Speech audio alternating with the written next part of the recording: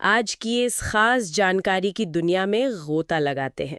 हमारे पास कंप्यूटर एक संपूर्ण परिचय नाम से कुछ बेहतरीन स्लाइड्स हैं। हमारा मिशन है कि हम इन स्लाइड्स के जरिए कंप्यूटर की दुनिया को बिल्कुल शुरू से समझेंगे, इसके बेसिक से लेकर नेटवर्किंग तक। ये जानकारी न सिर्फ परीक्षा के लिए बल्कि रोजमर्रा के डिजिटल जिंदगी के लिए भी बहुत जरूरी है। तो शुरू करें? बिल्कुल। हमारी पहली स्लाइड कंप्यूटर के परिचय से ही शुरू होती है। ये बताती है कि कंप्यूटर एक इलेक्ट्रॉनिक डिवाइस है जो डेटा को जानकारी यानी इंफॉर्मेशन में बदलता है। इसे हमारे काम को आसान, तेज और बिना गलती के करने के लिए डिजाइन किया गया है। और यहाँ डेटा और इन्फॉर्मेशन का फर्क समझना दिलचस्प है। डेटा का मतलब है कच्चे तथ्य, जैसे कोई नाम या नंबर। जब कंप्यूटर उस डेटा को प्रोसेस करके उसे उपयोगी बनाता है तो वो इन्फॉर्मेशन बन जाती है। यही कंप्यूटर का सबसे बुनियादी काम है। अच्छा, स्लाइड में एक एग्जाम अलर्ट भी है। कंप्यूटर शब्द लैटिन भाषा के शब्द कंप्यूटारे से आया है, जिसका मतलब है गणना करना। हाँ, तो अगली स्लाइड कंप्यूटर के काम करने के तरीके के बारे में है, जिसे IPO साइकिल कहते हैं। तस्वीर में साफ दिखाया गया है, हम कीबोर्ड या माउस से डेटा या निर्देश मतलब इनपुट देते हैं, फिर CPU उस पर काम करता है यानी प्रोसेस, और आखिर में हमें मॉनिटर या प्रिंटर पर नतीजा मिलता है जो कि आउटपुट है। बिल्कुल। और स्लाइड में नीचे एक बहुत जरूरी बात लिखी है, कंप्यूटर सिर्फ दिए गए निर्देशों पर काम करता है, वो खुद सोच नहीं सकता। यही बात हमें इसकी विशेषताओं और सीमाओं तक ले जाती है। अच्छा, तो IPO का पूरा नाम इनपुट प्रोसेस आउटपुट है। ये भी एक एग्जाम अलर्ट है। जी। तो अगली स्लाइड है विशेषताएं और सीमाएं। इसमें 4 बातें बताई गई हैं। पहली है गति और सटीकता। ये बिना किसी गलती के 1 सेकंड में लाखों गणनाएं कर सकता है, अविश्वसनीय गति से। दूसरी है कर्मठता, जिसे डिलीजेंस कहते हैं। मतलब ये बिना थके या बोर हुए लंबे समय तक एक ही काम कर सकता है। हाँ, इंसानों की तरह नहीं। और तीसरी बात है बुद्धि का अभाव, मतलब नो IQ। यहीं पर इसकी सबसे बड़ी सीमा आ जाती है। इसमें सोचने, समझने या खुद से निर्णय लेने की क्षमता नहीं होती। इसका IQ 0 होता है। और इसी से जुड़ा है चौथा point, GIGO, garbage in garbage out. यानी अगर आप इसे गलत इनपुट देंगे तो ये आपको गलत आउटपुट ही देगा। बिल्कुल। यहाँ इसकी ताकत और कमजोरी एक साथ दिखती है। गति और कर्मठता इसकी ताकत है, लेकिन सोचने की क्षमता ना होना इसकी सीमा है। स्लाइड का एग्जाम अलर्ट भी यही कहता है कि कंप्यूटर में भावनाएं और रचनात्मकता नहीं होती। कम से कम अभी तक तो नहीं। अब बात करते हैं कंप्यूटर की पीढ़ियों की, जनरेशन्स की। ये स्लाइड एक सीढ़ी की तरह इसे दिखाती है। पहली पीढ़ी 1940 से 56 तक। इसमें वैक्यूम ट्यूब का इस्तेमाल होता था। हाँ, और ये साइज में बहुत बड़े और गर्म होते थे, मतलब एक एक कमरे जितने बड़े। फिर आई दूसरी पीढ़ी 1956 से 63 तक। इसमें ट्रांजिस्टर्स आए, जो कि वैक्यूम ट्यूब से छोटे, तेज और ज्यादा भरोसेमंद थे। फिर तीसरी पीढ़ी 64 से 71 तक। इसमें इंटीग्रेटेड सर्किट यानी IC ने कंप्यूटर की गति और क्षमता को और बढ़ा दिया। IC चिप्स, जिसने सब कुछ बदल दिया। और चौथी पीढ़ी जो 1971 से अब तक चल रही है, इसमें माइक्रो प्रोसेसर का युग आया, जिसे VLSI भी कहते हैं। इसी की वजह से पर्सनल कंप्यूटर यानी PC घर घर पहुंचे। और पांचवी पीढ़ी जो भविष्य की है, ये आर्टिफिशियल इंटेलिजेंस और ULSI तकनीक पर आधारित है। इसमें एक पैटर्न साफ दिखता है। हर पीढ़ी के साथ टेक्नोलॉजी छोटी, तेज और ज्यादा शक्तिशाली होती गई। एक कमरे जितने बड़े कंप्यूटर से लेकर आज हमारी जेब में रखे स्मार्टफोन तक का सफर इन्हीं पीढ़ियों से होकर गुजरा है। अब देखते हैं कंप्यूटर के प्रकार। स्लाइड में 4 मुख्य प्रकार बताए गए हैं, एनालॉग और डिजिटल। एनालॉग भौतिक मात्राएं मापता है, जैसे तापमान या दबाव, और डिजिटल बाइनरी मतलब 0 और 1 पर काम करता है। फिर आते हैं सुपर कंप्यूटर। ये बहुत तेज और शक्तिशाली होते हैं। मौसम विज्ञान और अंतरिक्ष अनुसंधान जैसे बड़े कामों में इस्तेमाल होते हैं। जैसे भारत का परम। हाँ, परम 8000। तीसरा प्रकार है मेन फ्रेम। ये बड़ी जगहों पर विशाल डेटा स्टोरेज और मल्टी यूजर कामों के लिए हैं, जैसे बैंक या एयरलाइन कंपनी में। और आखिर में माइक्रो कंप्यूटर। ये छोटे और व्यक्तिगत इस्तेमाल वाले कंप्यूटर हैं, जैसे हमारा लैपटॉप, डेस्कटॉप या स्मार्टफोन। तो यहाँ मुख्य अंतर उद्देश्य और आकार का है। बिल्कुल, माइक्रो कंप्यूटर हमारे लिए हैं और सुपर कंप्यूटर और मेनफ्रेम बहुत बड़े और विशेष कामों के लिए। और हाँ, एग्जाम अलर्ट बताता है कि भारत का पहला सुपर कंप्यूटर परम 8000 था। सही। चलिए अब इनपुट और आउटपुट डिवाइस देखते हैं। इनपुट डिवाइस वो है जिनसे हम कंप्यूटर को डेटा देते हैं, जैसे कीबोर्ड और माउस, ये तो सबसे आम है। हाँ, ये प्राइमरी इनपुट डिवाइस है। माउस को एक पॉइंटिंग डिवाइस भी कहते हैं। फिर है स्कैनर, जो किसी भी कागज को डिजिटल कॉपी में बदलता है। बिल्कुल। OMR का भी जिक्र है। ऑप्टिकल मार्क रीडर, ये परीक्षा की MCQ शीट को जांचने के लिए इस्तेमाल होता है, बहुत तेजी से। और MICR, magnetic ink character recognition, ये बैंकों में चेक पर छपे खास अक्षरों को पढ़ने के लिए होता है। तो ये सभी डिवाइस कंप्यूटर से बात करने के हमारे तरीके हैं। एकदम सही। इनके जरिए हम उसे बताते हैं कि क्या करना है। और आउटपुट डिवाइस वो है जिनसे कंप्यूटर हमें परिणाम दिखाता है। जैसे कि मॉनिटर, जिसे वीडियो भी कहते हैं, ये हमें सॉफ्ट कॉपी मतलब डिजिटल आउटपुट देता है। और प्रिंटर? प्रिंटर हमें हार्ड कॉपी देता है, मतलब कागज पर। प्रिंटर भी तो दो तरह के हैं, इम्पैक्ट और नॉन इम्पैक्ट। हाँ, इम्पैक्ट प्रिंटर जैसे डॉट मैट्रिक्स शोर करते हैं क्योंकि वो रिबन पर पिन मारकर छापते हैं। और नॉन इम्पैक्ट जैसे लेजर प्रिंटर, वो शांत और तेज होते हैं। अच्छा, और प्रिंटर की गुणवत्ता DPI में मापी जाती है? डॉट्स पर इंच, जितना ज्यादा DPI उतनी अच्छी क्वालिटी। अब आते हैं कंप्यूटर की मेमोरी पर। पहली है प्राइमरी मेमोरी। इसमें सबसे पहला है रैम, यानी रैंडम एक्सेस मेमोरी।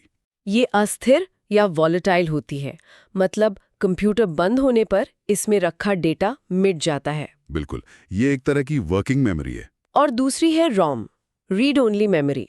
ये स्थायी मतलब नॉन वॉलेटाइल है।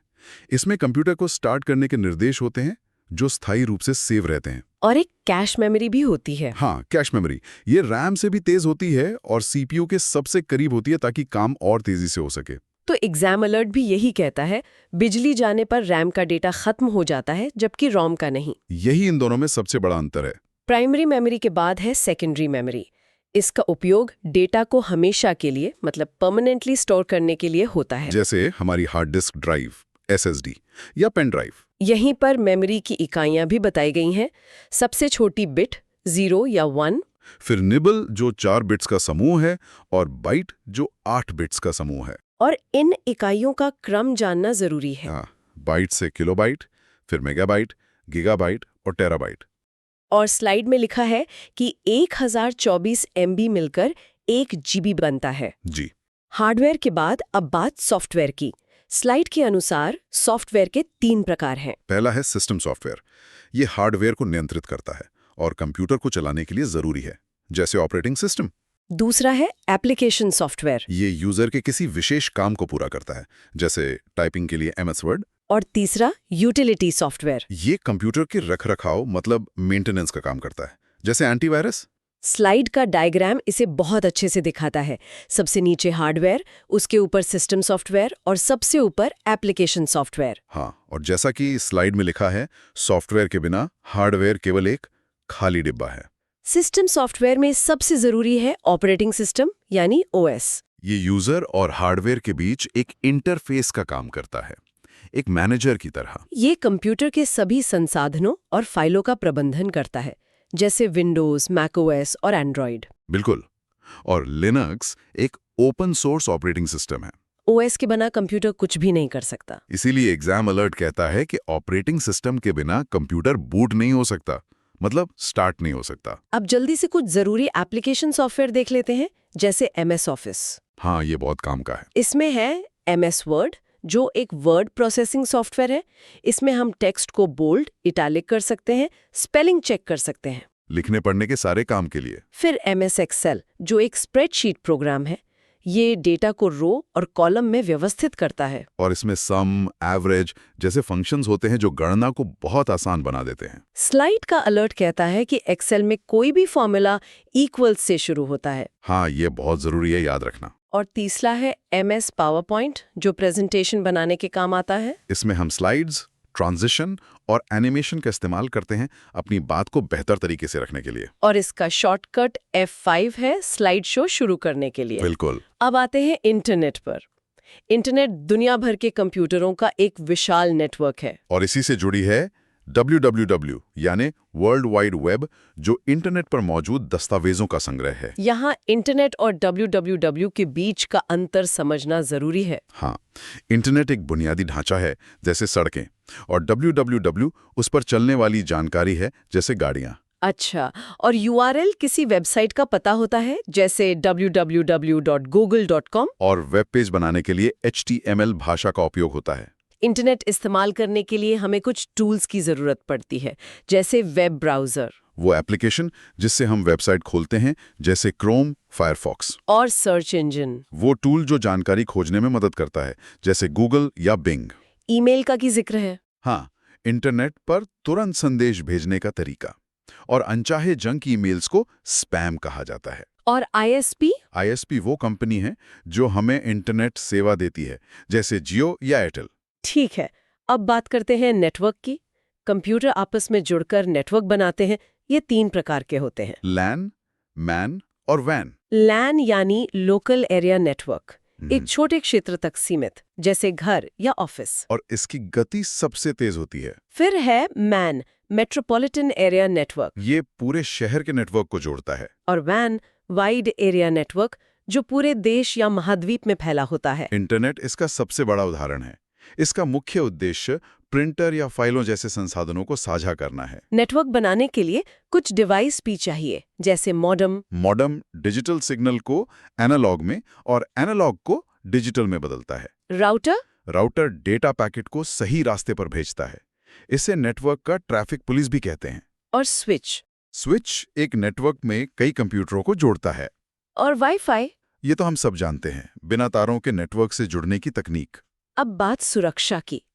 इंटरनेट की दुनिया में कुछ खतरे भी हैं, जैसे वायरस। वायरस एक ऐसा प्रोग्राम है जो कंप्यूटर में फैलकर फाइलों और सिस्टम को नुकसान पहुंचाता है। और इसका इलाज है एंटीवायरस। हाँ, वायरस को खोजने और हटाने वाला सॉफ्टवेयर, जैसे नॉर्टन या मैकअफे। फायरवॉल का क्या काम है? ये नेटवर्क सुरक्षा के लिए है, एक तरह का सिक्योरिटी गार्ड जो अनाधिकृत एक्सेस को रोकता है। और सबसे जरूरी है बैकअप लेना। अपने डेटा को सुरक्षित रखने के लिए समय समय पर उसकी एक कॉपी बना लेना। स्लाइड ये भी बताती है कि ट्रोजन हॉर्स एक प्रकार का मैलवेयर है। हाँ, एक हानिकारक सॉफ्टवेयर। आखिरी स्लाइड्स में कुछ महत्वपूर्ण तथ्य और शॉर्टकट्स हैं। ये रोज के काम में बहुत समय बचाते हैं। जैसे Ctrl+C से कॉपी, Ctrl+V से पेस्ट और Ctrl+Z से अनडू होता है। ये तो सबको पता होना चाहिए। और कंप्यूटर का मस्तिष्क CPU को कहते हैं। जी, central processing unit. Binary system का आधार 2 है, यानी 0 और 1। और एक और जरूरी तथ्य, IC चिप का आविष्कार जैक किल्बी ने किया था। तो आज हमने कंप्यूटर के बेसिक हार्डवेयर, सॉफ्टवेयर से लेकर इंटरनेट और सुरक्षा तक की एक पूरी यात्रा की।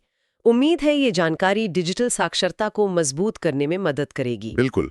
और अंत में सोचने के लिए एक सवाल छोड़ जाता हूं। हमने चर्चा की कि कंप्यूटर की एक सीमा है कि उसका कोई IQ नहीं होता, लेकिन आज आर्टिफिशियल इंटेलिजेंस यानी AI के जमाने में ये रेखा कितनी धुंधली हो रही है। एक मशीन के लिए सोचने का वास्तव में क्या मतलब है, और कंप्यूटर की छठी पीढ़ी कैसी दिख सकती है? एक बहुत ही दिलचस्प सवाल।